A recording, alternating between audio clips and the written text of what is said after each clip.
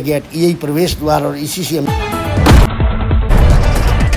नमस्कार साथियों, भीनमाल हलचल पर आपका स्वागत है। तो हम शिव खोड़ी की कड़ी के रूप में ये दूसरी क्लिप जारी कर रहे हैं, जो कि आप देख सकते हैं कि यहाँ पर भी वैष्णो देवी की तर्ज पर ही इस बोर्ड के स्थानीय बोर्ड के द्वारा व्यवस्था की गई है। यानी कि खच्चर से लेकर के पालकी तक व अन्य पैदल चलने वालों के लिए भी पर्याप्त रूप से वह आरामदायक यात्रा कह सकते हैं। यानी कि जो वैष्णो देवी से पैदल चल कर के नीचे उतरे हैं और वो चल नहीं पाते, तो उनके लिए भी तैयार है ये घोड़े व इसी के साथ में पालकी तक यहाँ पर हाजिर है। तो इस नैसर्गिक दृश्य में आप देख सकते हैं कि इसी प्रकार से जिस प्रकार से वैष्णो देवी में व्यवस्था की गई है, अलग अलग जगह छायादार छप्पर शटर बनाए हुए हैं और जगह जगह पर लगी हुई है स्थानीय लोगों की दुकानें, जो कि इनको रोजगार उपलब्ध करवाती है। तो इसी प्रकार से आप देख सकते हैं कि यहाँ पर भी सबसे पहले पहुँचते ही जो कि है वो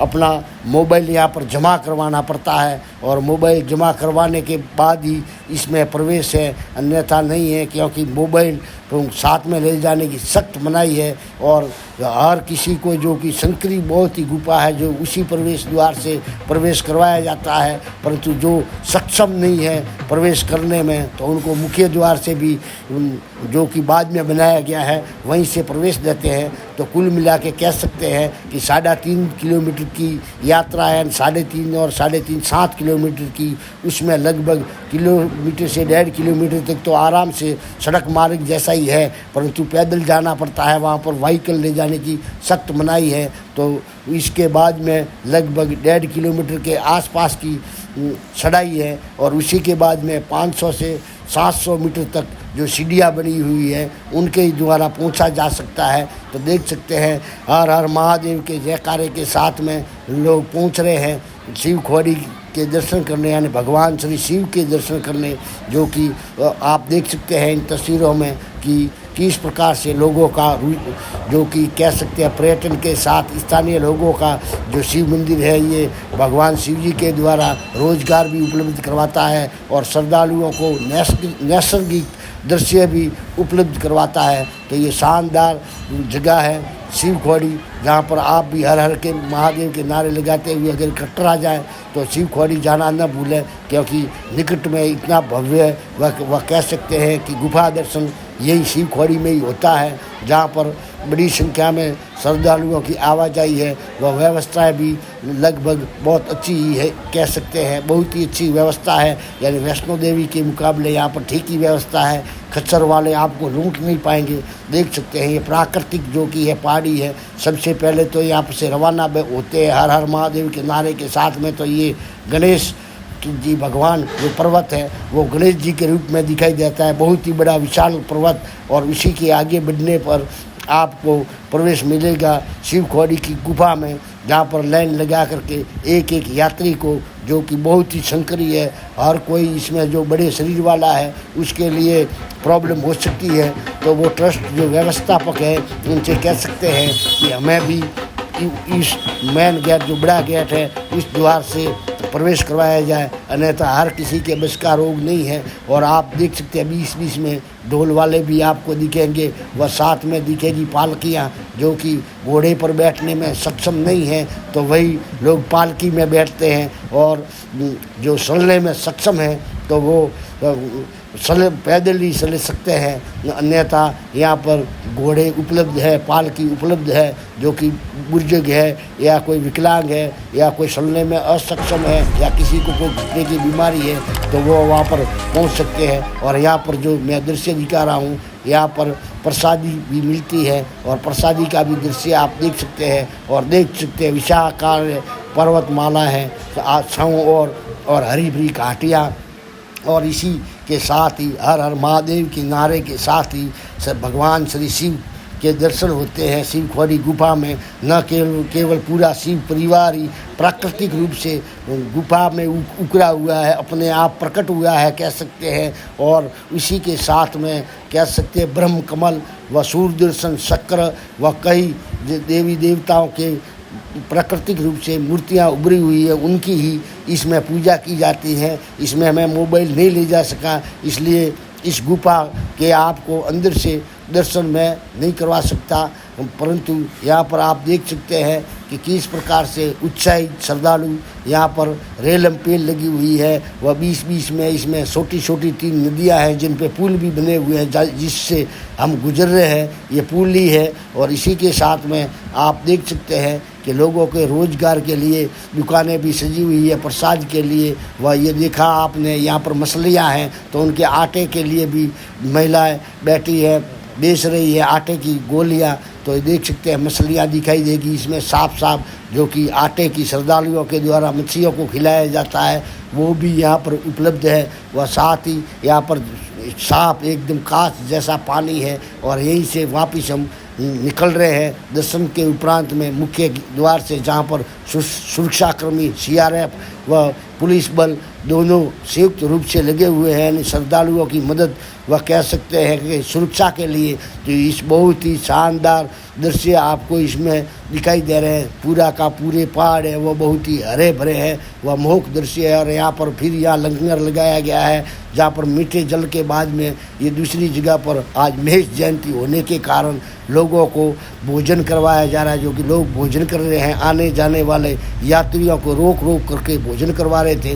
तो इसी के साथ में ये दर्शन संपन्न होने के बावजूद भी, जो कि ये पहाड़ी रास्ता बहुत ही खतरनाक है और इसको सुगम बनाया गया है। मतलब नीचे भीत खींच करके रास्ते का चौड़ीकरण करके पत्थरों पर कोटिंग भीतकी करके दीवार की कोटिंग के द्वारा इनको रोका जा रहा है लैंडस्लाइड को। यानी कि यहाँ पर जो सड़कें हैं वो बहुत ही खर्चीली और कह सकते हैं कि बहुत ही महंगी है, क्योंकि पहाड़ी एरिया है, एक के एक ऊपर रास्ते जाते हैं और उन्हीं पर कोटिंग की जाती है दीवार की। और एक तरफ दीवार होती है तो नीचे की तरफ सड़क भी बनाना पड़ता है। तो यहाँ पर सड़क बनाना बहुत ही खर्चीला है, परंतु कह सकते हैं कि मानव अपने लिए सभी सुविधाएं उपलब्ध करवा ही लेता है। तो हर सुविधा इस पहाड़ी क्षेत्र में पहुंच रही है। और जैसे कि मैंने कुछ जगह पर देखा है कि पानी के पाइप तक भी पहुंचे हैं, क्योंकि यहाँ पर कुल मिला के कहा जाए तो वन्य जीवों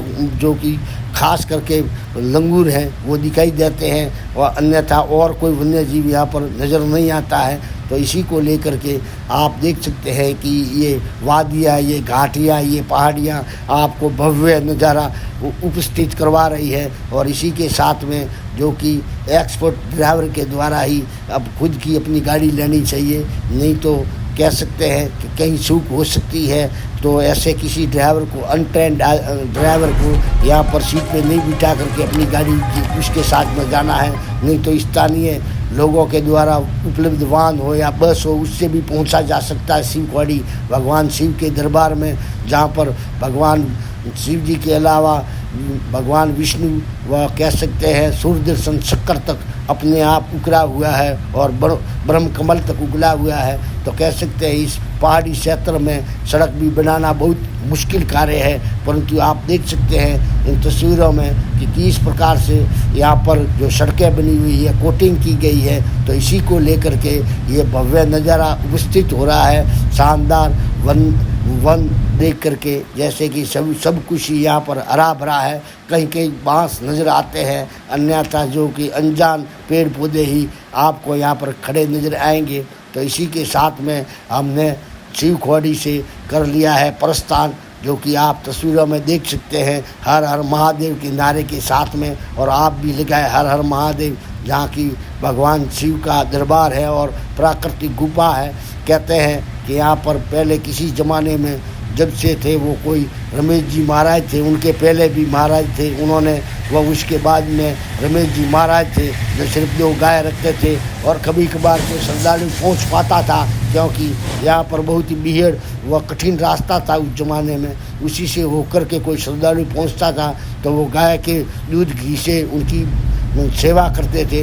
तो इसी प्रकार से अब ये सुगम हो गया है, पुल बन गए हैं और रास्ते चौड़े हो गए हैं। और कह सकते हैं कि लैंडस्लाइड यानी कि पहाड़ का बिखरना भी अब थोड़ा बहुत रोक दिया गया है दीवार के द्वारा। तो इसी प्रकार से ये शिवखोड़ी का दृश्य मैंने आपको बताया, जिसके बीच में पड़ती है ये नदियाँ, जिसमें होती है राफ्टिंग जो कि नावों के जरिए लोग मज़ा लेते हैं, रोमांच प्राप्त करते हैं। तो वो भी व्यवस्था यहाँ पर वो उपलब्ध है और वहाँ पर आप इसका भी मज़ा ले सकते हैं। परंतु जो कि ख़ास है, जो पर्यटन के लिए आते हैं उन लोगों के लिए और दर्शन के लिए भी आते हैं, अर्थात दोनों काम एक ही जगह पर हो जाते हैं, यानी कि दर्शन व पर्यटन। तो इसी प्रकार से कह सकते हैं कि कश्मीर में जो नदियाँ व कुल मिला करके जहाँ पर कह सकते हैं कि पठारीय भूमि नहीं है, पहाड़ी एरिया है और भूमि की बहुत ही कमी है, कि इस प्रकार से पहाड़ी पर ही बने हुए हैं छोटे छोटे मकान। तो इसी को लेकर के यहाँ पर नदियाँ भी बह रही है और देख सकते हैं पहाड़ किस प्रकार से लैंडस्लाइड हुए बिखरे हुए दिखाई दे रहे हैं, जिनको रोका जाता है दीवार के द्वारा, वह कह सकते हैं स्लैब भर के भी रोका जाता है। तो इसी प्रकार से यहाँ पर ये व्यवस्था की हुई है, जो कि इन दृश्यों में आप देख सकते हैं कि नदियाँ अब भी चल रही है, यानी कि गर्मी के मौसम में भी आपको पानी नदियों में दिखाई देगा और यहीं से बजरी वगैरह भी निकलती है जो कंस्ट्रक्शन के काम में आती है। बड़े बड़े पुल भी बन रहे हैं जिनमें इनका भी योगदान है, जो कि आप देख सकते हैं कि